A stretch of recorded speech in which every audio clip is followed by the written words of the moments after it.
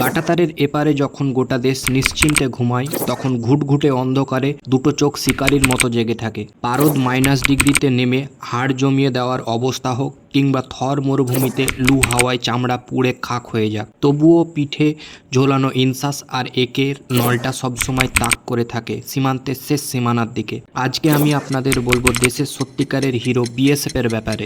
BSF বা border security force মূলত বাংলাদেশ এবং পাকিস্তান দুটি প্রতিবেশী দেশের সীমান্ত পাহারা দেয়। এটি ভারতের মিনিস্ট্রি অফ হোম অ্যাফেয়ার্সের অধীনে কাজ করে। যুদ্ধ ছাড়াও সাধারণ সময়ে সীমান্তকে সুরক্ষিত রাখা, অনুপ্রবেশ এবং চোরাচালান যেমন সোনা, মাদক, গরু পাচার বন্ধ করা হলো এদের মূল কাজ। এই বাহিনীর সর্বোচ্চ অফিসারের পদবি হলো ডিজি বা ডাইরেক্টর জেনারেল। একজন সাধারণ নাগরিককে বিএসএফ জওয়ানে রূপান্তর করার জন্য বিএসএফ একাডেমিতে প্রায় 52 সপ্তাহের একটি অত্যন্ত কঠোর প্রাথমিক প্রশিক্ষণ চলে। আর ঠিক এই সময় জওয়ানদের বিভিন্ন ধরনের আধুনিক অস্ত্র, যুদ্ধযান এবং প্রযুক্তিগত যন্ত্রপাতি চালা শেখানো হয়। যেমন ছোট ও মাঝারি আগ্নেয়াস্ত্রের মধ্যে ইনসাস রাইফেল, AK-47, পিস্তল, রিভলভার, লাইট মেশিন গান এবং কার্বাইন।